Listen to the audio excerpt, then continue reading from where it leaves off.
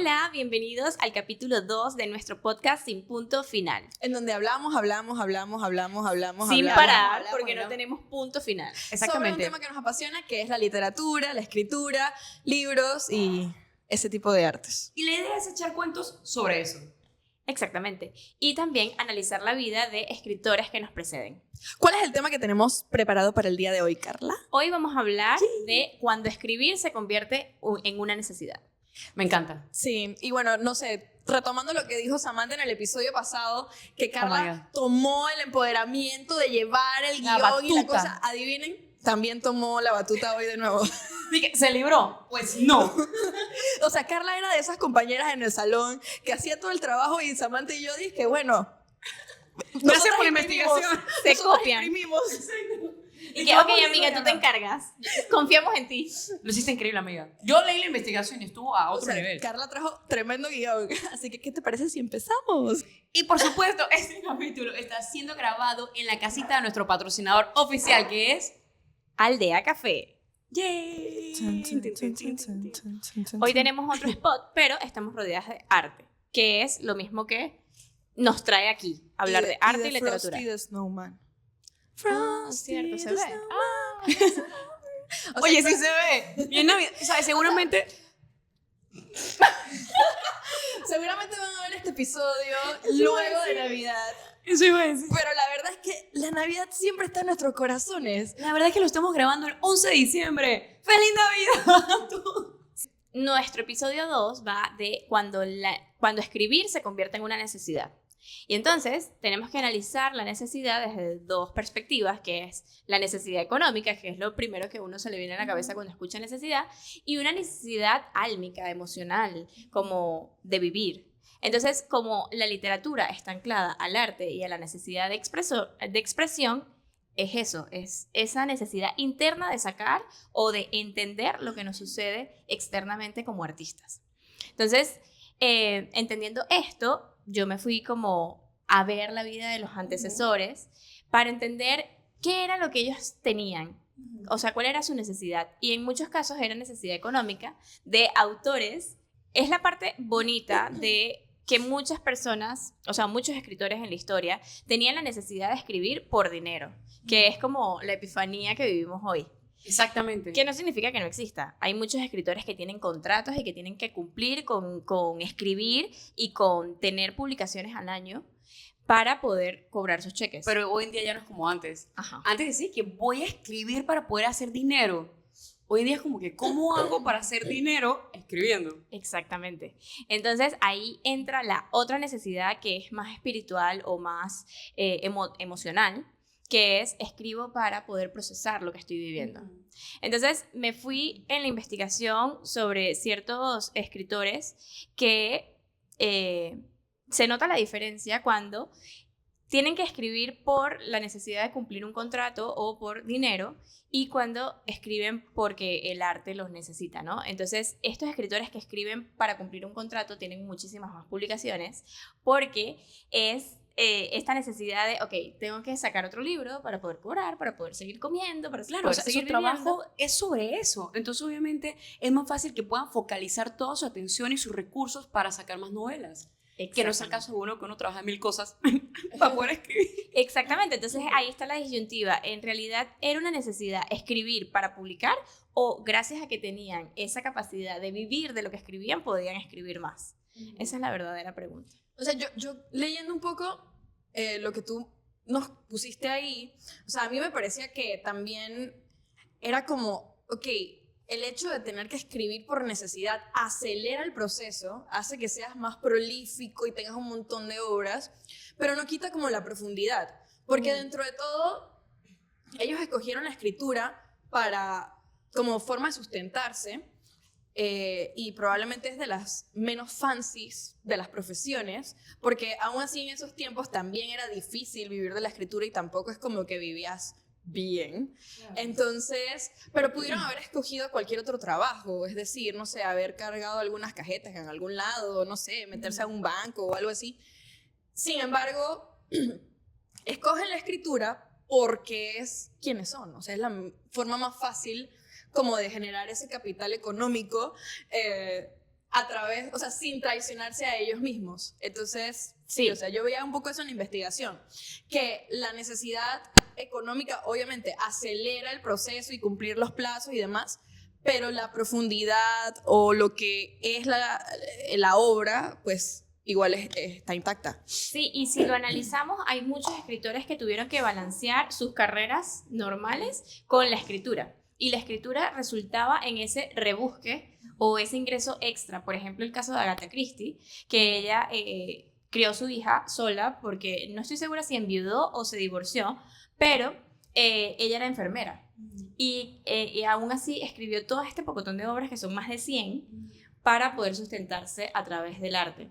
Entonces, actualmente es un ícono de la literatura, pero en esa época también fue reconocida. De hecho, ella tiene unas muy buenas reseñas en el New York Times de 1942, reconocidas incluso por hombres, o sea, que decían que esta obra vale la pena. Claro, pero son 100 y pico de libros, o sea, en algún punto te arma, tienes que reconocer, y que de los mismos hombres le hayan dado ese mérito, me parece increíble saber cómo fue evolucionando esa parte de las mujeres en la historia. Pero lo que me quedo pensando es, qué increíble sería, o sea, seguramente muchos de esos escritores, por supuesto, como dice Diana, pudieron haber escogido 1000 otras cosas, estar en una fábrica, lo que sea, pero escogieron escribir y poder hacer dinero de eso. Pero es inevitable que no haga que yo me cuestione cómo sería mi vida hoy en día si yo pudiera tener, le voy a llamar privilegio porque pues ustedes lo saben, ustedes que lo están viendo no sé, pero nosotras tres de verdad nos apasiona escribir, o sea, forma parte como de nuestra esencia de vida. Entonces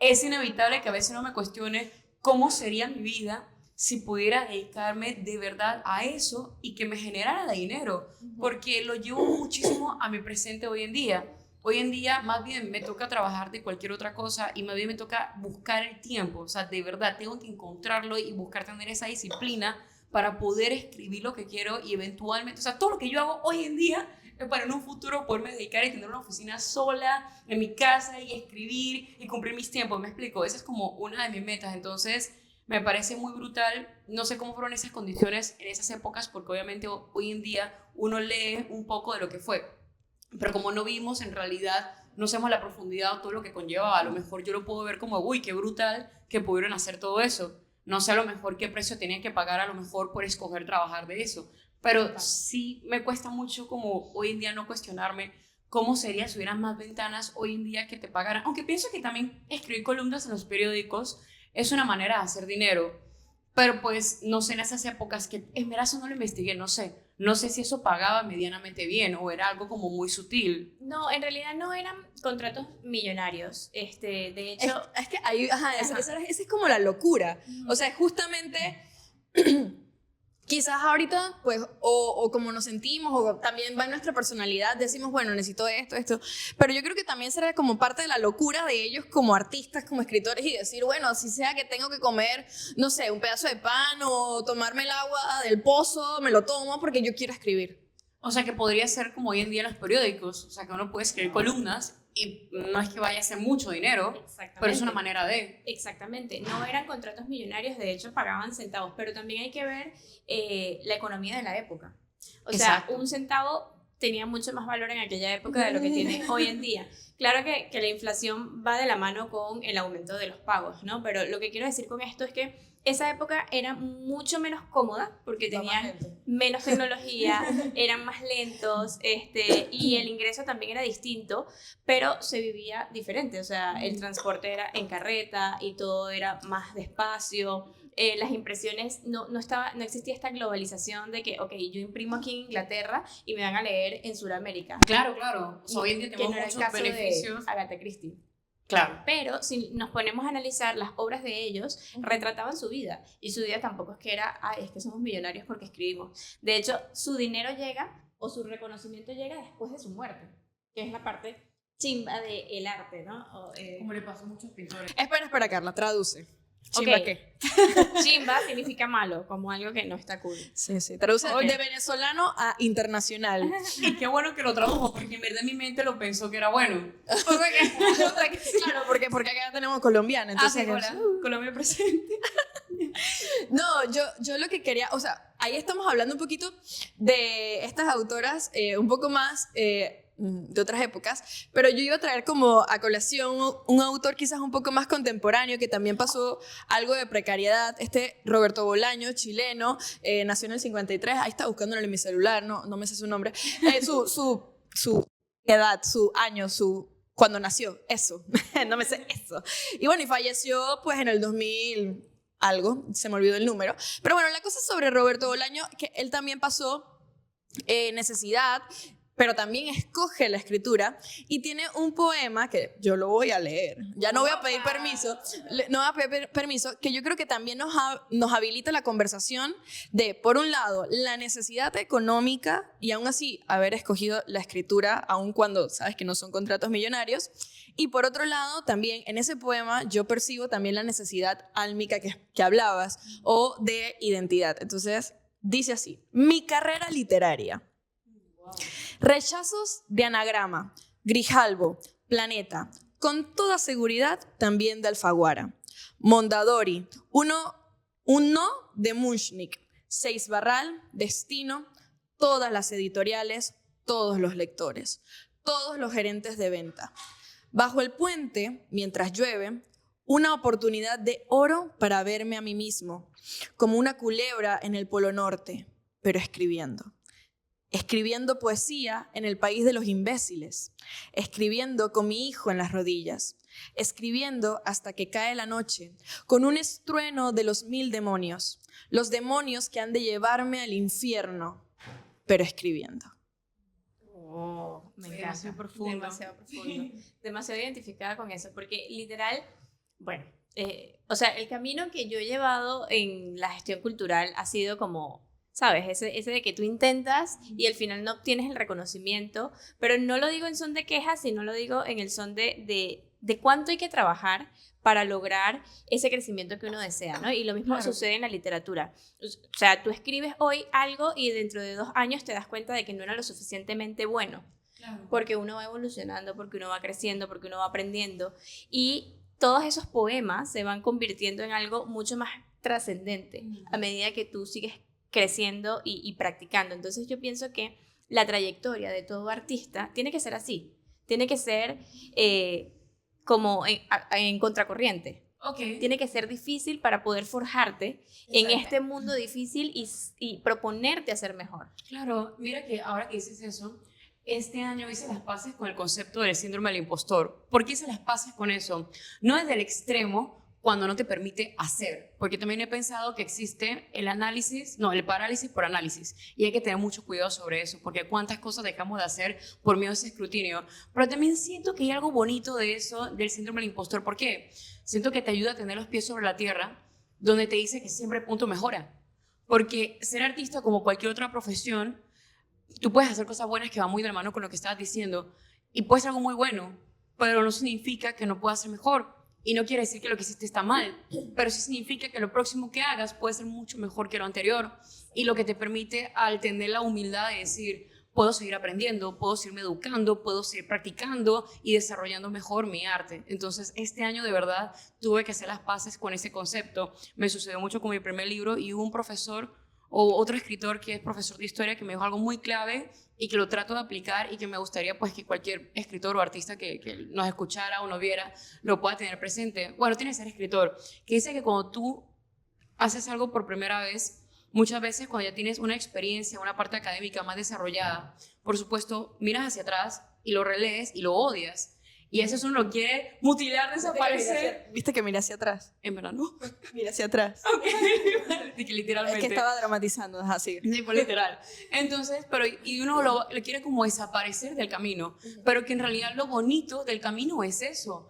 Qué increíble es cuando ya uno tiene muchos años en evolución, echar hacia atrás, o cualquier persona que se vuelva parte de la comunidad de uno, decir, oye, esos fueron los principios de esta persona. Y creo que hay algo también bonito de eso, de que te motiva a decir, hey, yo también soy principiante y puedo llegar hasta este punto. Entonces, eso es lo que quería decir. Sí, pienso que tomando en cuenta eso y recogiendo lo del síndrome del impostor, es importante verlo, cada uno de los rechazos o cada uno de los fracasos, no como fracasos intrínsecamente hacia tu persona, sino como parte del proceso de crecimiento. Es como cuando estás en otra carrera de ventas, de marketing. Por ejemplo, cuando publicamos un video y no le va bien, no decimos, es que mi arte es horrible. No. Exacto. Decimos, este video no le fue bien, intento de nuevo. Pero con el arte es distinto. Cuando nosotros no vendemos un libro, decimos, es que este libro, ¿quién lo va a leer? O sea, no es tan bueno. Porque alguien quiere ¿Pero comprarlo. por qué? Porque somos tan duros con nosotros mismos y también es un proceso de crecimiento, de desarrollo. Y pienso que estos autores lo tienen o lo tenían muy claro. Primero, escribían mucho desde la autenticidad de sí mismos, de estoy creando algo que necesito que salga de mí. Exacto. Para no morirme en el proceso. Y los otros eran, bueno, cumplo con este contrato y si está bien, y si no también, porque sigo en la producción y sigo en el desarrollo profesional. Creo que es una buena forma de verlo. Bueno, yo no creo que todos lo tenían tan claro, o sea, porque es que me viene a la mente, por ejemplo, Kafka, que, o sea, si no fuera por un buen amigo de Kafka, que se me fue el nombre, porque yo no soy buena aprendiéndome los nombres, ni las fechas, ni nada, no hubiéramos tenido la obra de Kafka publicada. O sea, porque Kafka, de hecho, en su testamento dice, quemen todo. O sea, por favor, quémenlo todo. O sea, Mira el nivel de síndrome de impostor tan fuerte que él dijo, no, nadie, esto no que nadie sirve lo para lea. nada. y entonces, creo que también yo creo que como tratar como de agarrar quizás esta profesión de la escritura y eso quizás como un proceso estructurado, o sea, a algunos escritores les servirá, de nuevo, traigo de nuevo a Allende, porque a mí me parece demasiado como no sé si estructurado es la palabra, pero es como que todos los 8 de enero empiezas un libro, o sea, me parece muy loco, como muy mecánico y muy increíble, pues como que ella haya llegado a ese punto, siento yo como de disciplina, de sistematizar, pues también tenemos como esa otra cara de la moneda de escritores, por ejemplo, como Kafka, de nuevo, que ha sido como todo más caótico, más, no estoy tan convencida de mi obra.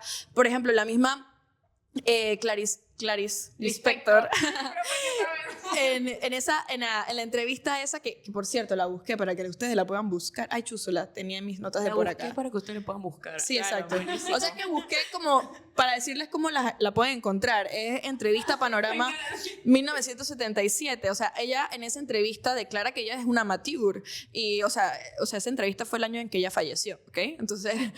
¿Para qué punto ella se sentía de rookie? Entonces, bueno, eso sí. es un buen concepto porque dicen que en muchas profesiones tú siempre te tienes que sentir principiante. Eso, Por ejemplo, los pilotos. Dicen que siempre se tienen que sentir principiantes, incluso cuando ya han volado muchas veces. Porque la confianza es lo que trae como la variable de que no salga bien. Ah, claro, como que yo me las sé todas, ¿para qué voy a prestar atención a esto si ya yo me lo sé? Entonces, como esa soberbia. Exacto, es como mantenerte humilde de que siempre sigues aprendiendo y eso es lo que te ayuda a crecer cada vez más. Pero bueno, regresando a la necesidad de escribir. Creo que ya hemos tocado la parte económica, Carlis. No sé qué nos traías desde la otra parte, como quizás un poco desde... Sí, el alma. o sea, desde la otra parte, desde la parte emocional, traía el ejemplo de Kafka, por ejemplo, que él nunca vivió de escribir, pero tenía la escritura como un acto interno, o sea, era como su proceso de él entender la vida y sus creaciones, a pesar de que son muy pocas, son sumamente profundas.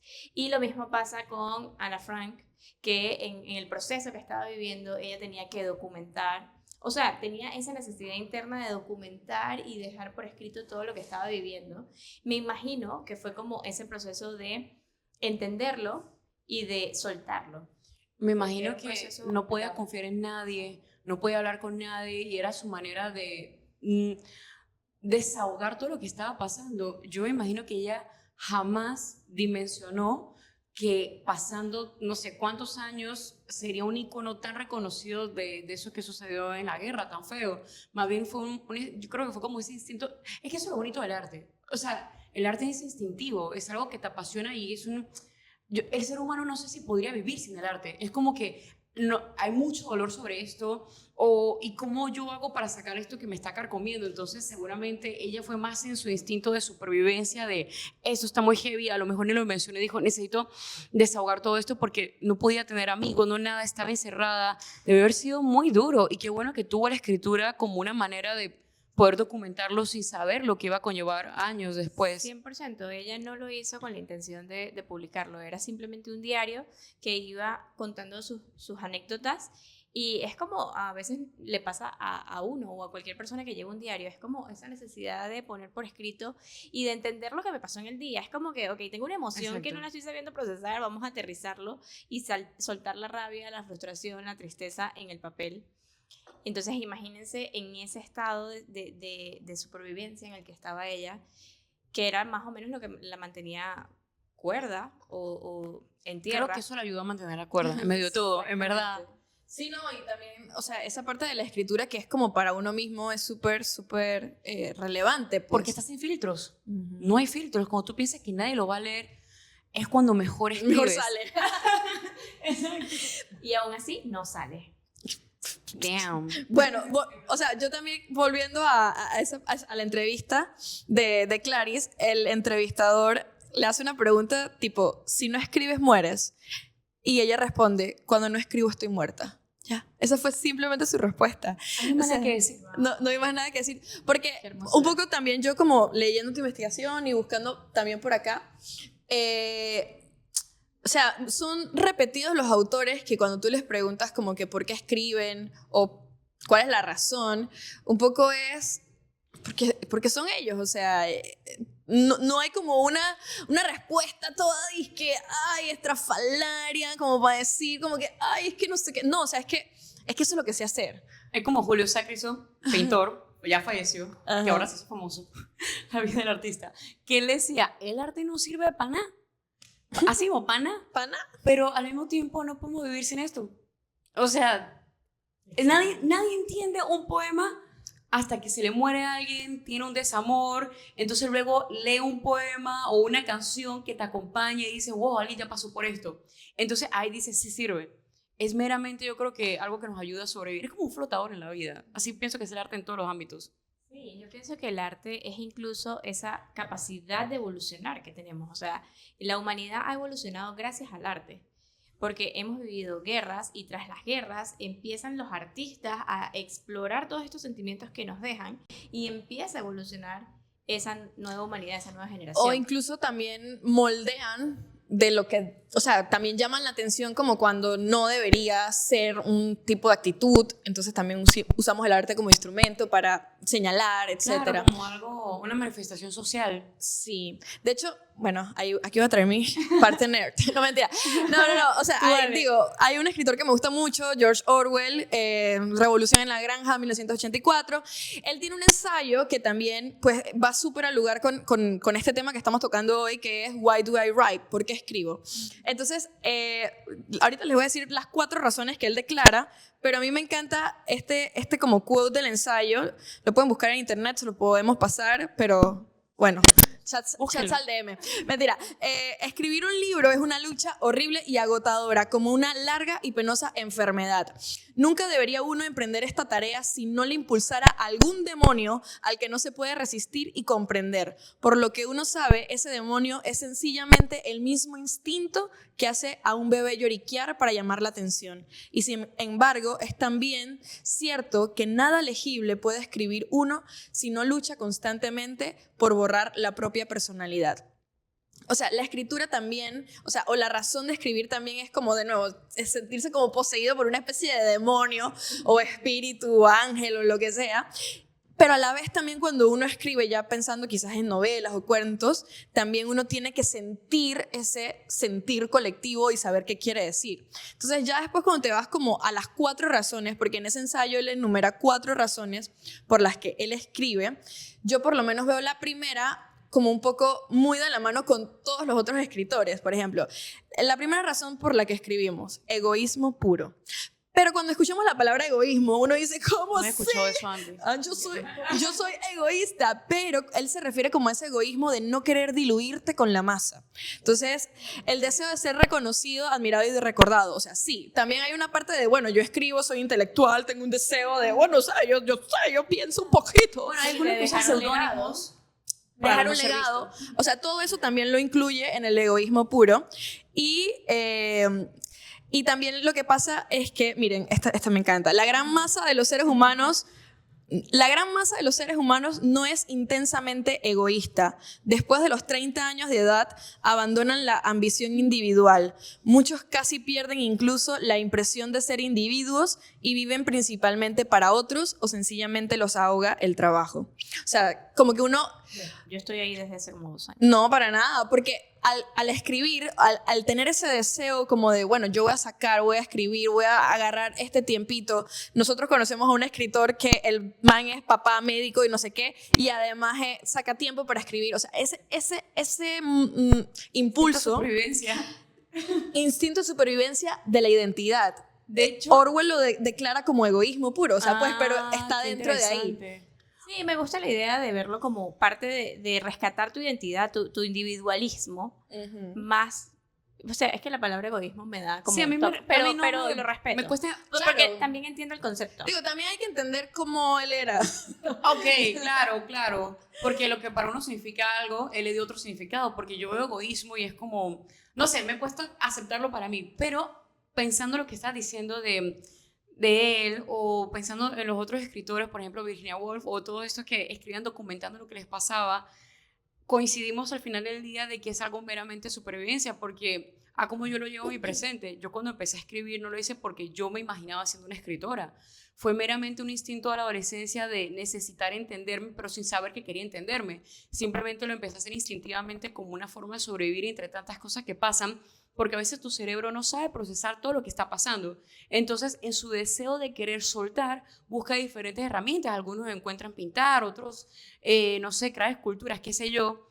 Y ahí fue cuando empecé a escribir. Entonces, a veces me cuestiono, o sea, esto que me llevó a escribir y hoy en día tomármelo en serio, decir, es que quiero que sea mi profesión, entonces, ¿qué tengo que hacer para que sea algo serio? Entonces, me lleva a pensar en todas estas escritoras, Virginia, Clarice, todas ellas que fue más que nada de necesito sobrevivir y estoy escribiendo para hacerlo, pero me imagino que ellas tampoco llegaron a pensar de que esto me va a llevar hacia esto, o sea, no lo hacían con esa intención de quiero llegar a ser esa escritora con un premio Nobel de literatura, me explico, seguramente algunos sí, pero muchos otros fue como de necesito sobrevivir y ya está. Pero ese factor de egoísmo creo que es relevante como sacarlo a relucir, porque entre el ahogarte por el síndrome del impostor y tener una faceta egoísta que te permita levantarte enfrente a ese síndrome del impostor y decir, esto que estoy creando vale la pena, creo que es el balance perfecto para lograr publicar, por lo menos, o sea, lograr irte abriendo camino en la fama. Y eso que dices sobre no imaginarte ganando premios, creo que también es muy clave en cómo los escritores y los pintores ven a sí mismos. Claro. Y por eso es que no logran la fama antes o sea, en vida. Porque a diferencia de los artistas de cine y los músicos, que, o sea, yo he visto muchas entrevistas, por ejemplo, de la Rosalía, que en estos días, sí, que le preguntaba a Jimmy Fallon que si se había imaginado ganando el premio, y ella que sí, ya me lo había imaginado. Entonces ella empezó a cantar pensándose allá, y Taylor Swift y todos visualizándose. En cambio uno escribe para sacar lo que hay dentro y, bueno, si le gusta. Si a alguien le gustó y le resonó. O sea, uno no se imagina ahí, en ese nivel de fama. Entonces esa es la parte del egoísmo que me gustaría rescatar, porque sí es importante que tú te valores a ti mismo como artista, como ser humano, y que valores tu arte. Esa es la parte de egoísmo. Ese respeto.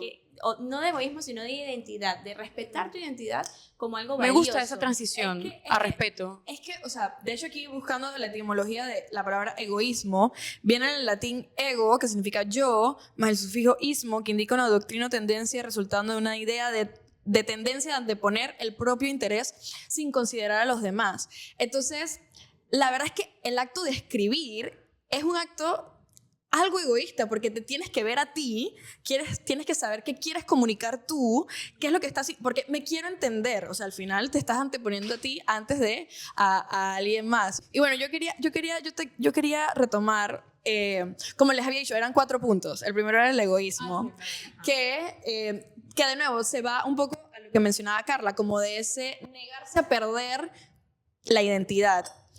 El otro era el entusiasmo estético, o sea, ¿por qué escribo? Por el entusiasmo estético, por el placer en la forma, la belleza del lenguaje. Yo creo que este es como menos polémico, como esa diversión, como de, sentir Una eso. parte del disfrute. Del disfrute, exacto. Voy a rescatar algo de un escritor, pero déjame que me venga. Bueno, él decía también el impulso histórico, la necesidad de registrar la realidad tal como es, descubrir la verdad y preservarla, escribir como acto de testimonio, dejar constancia para el futuro frente al olvido o la distorsión. Porque, Lo que decíamos. claro, porque también, o sea, nosotros cuando escribimos desde donde estamos, desde nuestro contexto, y por más que quisiésemos, o sea, por ejemplo, incluso en el hoy se escriben novelas históricas que involucran la psicología, pero si hubiese sido un escritor de ese entonces, no hubiese podido como involucrar la psicología dentro de sus escritos, porque es que en el hoy la psicología es algo normal. Claro, una forma de documentar en una época.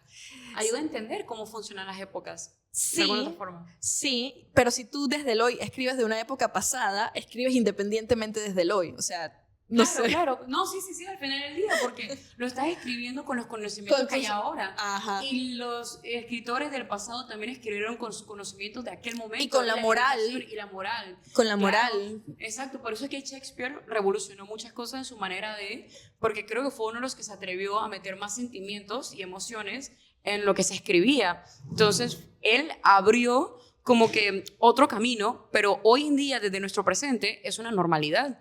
¿Cuántas canciones no hablan de muchas emociones de diferentes ángulos? Entonces, claro, documenta como una época en cada punto de la historia. Y para caer en el último punto, que fue toda la razón por la cual traje al señor Orwell, el propósito político, el deseo de influir en la manera en que otros entienden el mundo y la sociedad. Para Orwell, toda la escritura tiene una carga política, incluso aquella que pretende ser neutra. Negar ese vínculo ya es en sí una postura política. Sí, entonces también un poco es como, bueno, sí. Perdón, me impactó. ¿Qué? Me impactó lo que dijiste porque lo iba a negar y tú y que eso ya es algo polémico. Yo, político. Perdón, político. Sí, claro, porque, por ejemplo, o sea, hay épocas, digamos la actual, en donde el pensamiento de lo que nosotros creamos desde el arte o como expresiones sociales no tienen que ver con la política, no es tan cierto. No es tan cierto porque, de nuevo, es una postura política. Apolítica, pero es política. No sé si me explico. Luego diplomático, pero sí. Pero sí, o sea, pero también hay que entender como el impacto social que tiene lo que escribamos. Por ejemplo, Pantone acaba de declarar que el color del próximo año es blanco. Entonces uno puede decir, yo sé que no me estoy desviando, pero uno puede decir como que eso que tiene que ver, eso, o sea, de hecho el mundo, ellos lo están declarando como desde el lado de, bueno, vamos a ponernos todos de nuevo juntos, unidos, la paz, la profundidad. Sin embargo, no, el mundo está también viviendo digamos, o sea, se está sustrayendo el color del mundo. También cuando vemos como el nuevo lujo, que es el silencio, o sea, también eso declara algo. Entonces también cuando uno se mete como en esas guillas, o sea, por así decirlo, con el Pantone, o sea, con decir como que mi arte no tiene nada que ver con la política, cuando nos vean dentro de 200 años, dirán que es que esa era la postura política de ese tiempo. Exactamente. Claro. Exactamente. Procesando. Sí. Aquí. Ojo, Orwell era súper político, también pues vivió un montón de temas, ¿no? O sea, 1984 es una locura, hipervigilancia y demás, pero sí. Justamente documentó cómo eran esas épocas, porque a nosotros... De hecho, fue visionario lo que estamos viviendo actualmente. O sea, porque, de hecho, del libro de él, por ejemplo, sale oiga, no vamos a hacer este episodio de Orwell, o sea... Del libro de él sale estos realities que Big Brother. Bueno, él saca ese concepto de que estamos hipervigilados, o sea, como estamos actualmente, con las cámaras, los celulares y demás. Es un buen dato curioso, yo no sabía. Voy a investigar qué es Big Brother. Perdón. ¿El reality Gran Hermano?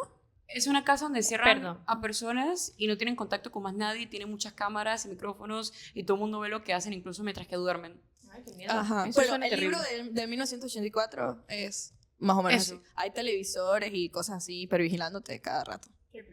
Digo, O sea, tiene está mucho pretty. más que eso, pues, pero es que de Pero por nuevo, ahí va. el episodio se va a ir demasiado largo. Pero ¿Terminaste los 4 puntos? Sí, señor. Ok. me gusta. Me gusta, y con respecto a la parte de la belleza, quería rescatar que hay otro autor que también ve el arte como esa necesidad absoluta de dar belleza al mundo, que es Oscar Wilde, que él consideraba que el arte tenía que ser algo, o consideraba que había que venerar la belleza como parte humana y como esa sensibilidad y eso que nos hace como seres espirituales y capaces de Claro. sostener esa belleza, ¿no? Así que quería rescatar Pero eso mira, porque totalmente, el pero arte tiene que ser bello. Es que creo que esa percepción de Wilde es acorde a su tiempo. No sé si él es como También. romántico. No de los sé si- románticos, sí, no me acuerdo. Yo no diría si tanto de su tiempo, porque al final del día también tenemos que tener presente que cada persona es un mundo. O sea, hay gente incluso en la actualidad, y nosotros conocemos escritores victoriano. de nuestras edades que tienen una postura de la vida de repente un poco más pragmática o menos fantasiosa o menos optimista. Me explico, o sea, depende mucho de la vivencia, de su condicionamiento social, cómo fue criado, 100%. cómo se maneja el momento, cómo ve la vida. De hecho, nosotros escribimos acorde a cómo vemos la vida. Si somos personas desconfiadas, que vemos todo gris, de que todo es conflicto, todo es guerra, todo lo vamos a escribir desde ese ángulo. De hecho, el cine es así. Los cineastas hablan de 1000 cosas, pero todo depende de qué ojo está escrito. Entonces, los escritores somos iguales. Al final del día depende cómo vemos la vida y de ahí lo vamos a escribir. Si es algo gris, romántico, optimista o todo es fatalista.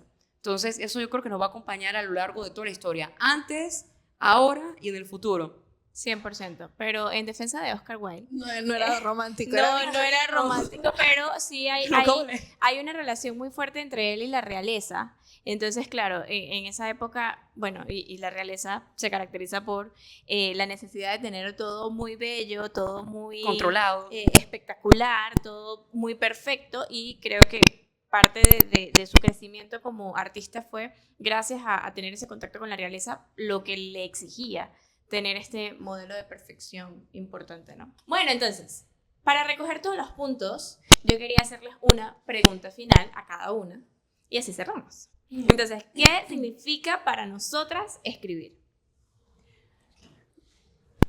Bueno, yo escribí chiquito para irme rápido. Porque es una forma de conservar quién soy y desde ahí esa necesidad. Reconozco en mí ese egoísmo que mencionaba Orwell. Y también hay una diversión en el uso de las palabras.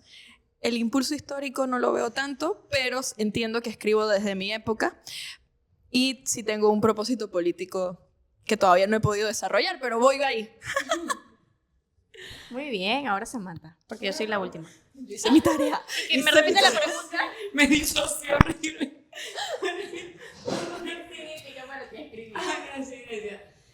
Wow. Ok. Escribir para mí es todo. Es que no conozco otra forma de vivir. Más bien yo siento que yo no Qué vivía poeta. hasta que... Es literal. O sea, yo siento que yo no vivía hasta que empecé a escribir. Porque cuando lo empecé a hacer en la adolescencia, más bien siento que se me desarrolló una manera de pensar y ver la vida con una profundidad que antes de eso, en realidad yo trato de recordar cómo era la Sam de ese momento y me cuesta mucho identificarme con ella porque creo que era como un robotcito que hacía todo lo que tenía que hacer y significa todo lo que soy hoy en día. Y ¡Qué belleza! Y tú, Carla, Qué cuéntanos, ¿qué significa para ti, Carla Cardona, escribir? Bueno, para mí es un proceso de liberación interno. Es la manera con la que entiendo la vida. Y al mismo tiempo, estoy de acuerdo un poquito con Orwell en el sentido del egoísmo, porque para mí sí es una forma de dejar legado. Y es muy importante como marcar huella y decir, por aquí caminé. Ay, qué lindo eso que dice. Es que me acordé que Roberto Bolaño también tiene un poema sobre dejar legado a su hijo, pero no lo vamos a leer esta vuelta, búsquenlo. No, Tú no me también. acuerdo cómo se llama, la pero... próxima. Tú Pero- también tienes un poema así. Por eso lo dije y te miré. Ups. Ya, de que sí ¿Qué? soy. Que Lo yo tengo. hice que... Que yo tengo que... Bueno, ya, hasta aquí el episodio de hoy. Muchas gracias por escucharnos. Bueno, de nuevo, muchas gracias a la Aldea Café por abrirnos sus puertas. A Andrés, que nos está ayudando allá en la cámara. Oye, sí, lo máximo. A Daniel, que nos hizo tremendo cafecito. Oye, yo creo que está backstage. Yo no sé, yo vi como que estaba como grabando, quizás son ideas mías. ¿Qué? Y bueno, a todos ustedes que nos escuchan, nos ven, nos acompañan y Me gusta la espero energía de Diana de hoy. Sí, A mí ay, también. me reivindiqué del primer episodio. Ya vieron que mi voz es distinta. Esta es mi voz, esta sí es mi voz. Así es mi voz. Y también puedes dejarnos en sus comentarios qué temas les gustaría que nosotras pudiéramos conversar o investigar. Eso sería chévere. Pero, o sea, tampoco se lo van a saltar. Tienen que definir sus temas, ¿no?